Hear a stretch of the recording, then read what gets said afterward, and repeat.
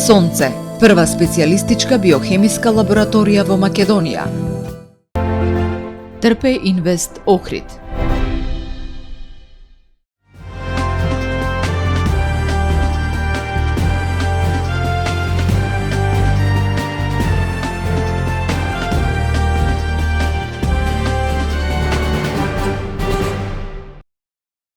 Охрид го живее шпицот на туристичката сезона.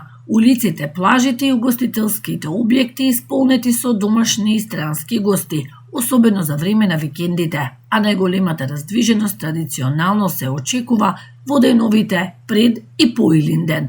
Туристичките работници велат, сезоната засега не ги исполнува очекувањата. Гости има, но нивната куповна моќ е послаба. За да се надминат резултатите од претходните години, потребни се нови пазари. Мислам дека пазарот се заситува во една одредена дестинација, треба да се прават истражувања и треба да се промовира Македонија и Охрид и во други дестинации кои што да кажам се свежи под наводници и ќе донесат една нова енергија и секако треба да се инвестира во промоција на земјите кои што доаѓаат тука повеќе години, меѓутоа секоја година треба да се прави нови програми, нови понуди за да може да обстојува таа дестинација. И покрај ваквите оценки од туристичкиот сектор, податоците од Охридскиот аеродром покажуваат значителен раст. Во првите 6 месеци годинава регистрирани се 122.638 патници, што е 18,2% повеќе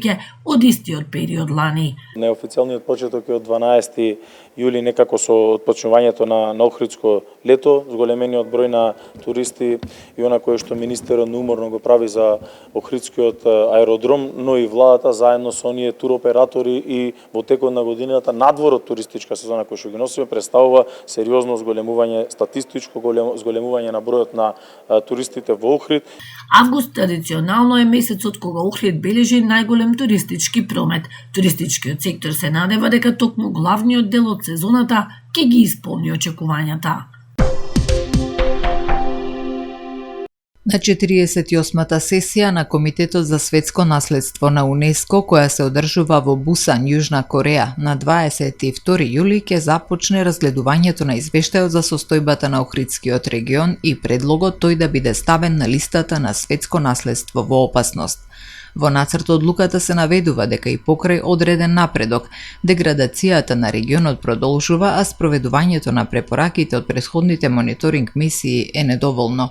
УНЕСКО бара забрзано отстранување на дивоградбите, запирање на урбанистички активности без соодветни проценки на влијание, како и преки на изградбата на комплексот Горица 3 до изработка на сите потребни анализи.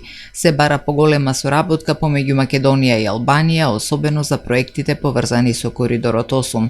Во меѓувреме, премиерот на Македонија Христијан Мицкоски изјави дека владата побарала од УНЕСКО 6-годишен рок за исполнување на забелешките и спроведување на потребните мерки за заштита на Охридскиот регион. Реконструкцијата на Охридскиот аеродром е во завршна фаза, а до крајот на летото се очекува целосно да биде завршена. Ова го изјави заменик председателот на владата и министер за транспорт Александар Николовски при последната работна посета на Охридскиот регион. Според Николовски, на аеродромот паралелно се реализираат 4 инфраструктурни проекти чија реализација е помеѓу 80 и 90%. Тој најави дека од 15 август со подготовки за ставање во функција на реконструираниот аеродром ќе започнат надлежните институции, меѓу кои Агенцијата за цивилно воздухопловство, МНАФ, Агенцијата за национална безбедност, Царинската управа и Министерството за внатрешни работи, со цел да се обезбедат сите неопходни услови за безбедно и непречено функционирање. Министерот истакна дека со реконструкцијата Охрид ќе добие современ аеродром со нова административна и терминална зграда, како и проширени капацитети за слетување и полетување, што ќе овозможи зголемување на капацитетот за нови авиолинии и поголем број патници. Полициски службеници за превенција при регионалниот центар за гранични работи Запад во содејство со полициски службеници од полициската станица за граничен надзор Охридско езеро и представници на општинската организација на Црвен крст од Охрид реализираа превентивни активности во водите на Охридското езеро. При тоа беа остварени непосредни контакти со туристите, посетителите, локалното население и лицата кои престојуваат на езерото со различни видови пловни објекти.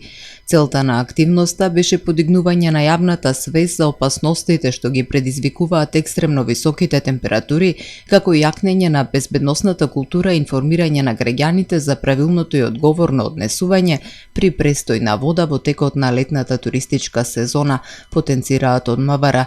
Воедно велат дека била потенцирана потребата од совесно управување со пловните објекти, почитување на правилата за пловидба, користење на сигурносна опрема и елеци за спасување, избегнување управување под дејство на алкохол, како и воздржување од ризично однесување кое може да ја загрози личната и безбедноста на другите учесници на вода. Кебапчилница вкусно ви донесува метео. Во Охрид денеска имавме сончево време со умерена облачност. Максималната температура достигна до 35 степени. Утре во Охрид сончево време со мала до умерена локална облачност. Во попладневните и вечерните часови се услови за локална нестабилност со дожд и грмежи. Ќе дува умерен повремено засилен ветар од северозападен правец. Утринската температура од 16 степени, а максималната дневна до 33 степени. Температурите во Македонија утре во интервал од 12 до максимални 37 степени. До петок, под влијание на серија на влажни и нестабилни воздушни маси, времето ќе биде променливо облачно и наместа нестабилно со пороен дожд и грмежи. Локално процесите ќе бидат во форма на краткотрајно невреме проследено со силен ветер и изолирана појава на град. Во петок ќе има пообилни врнежи од дожд. Поради продор на постудена воздушна маса од север, температурата значително ќе опадне.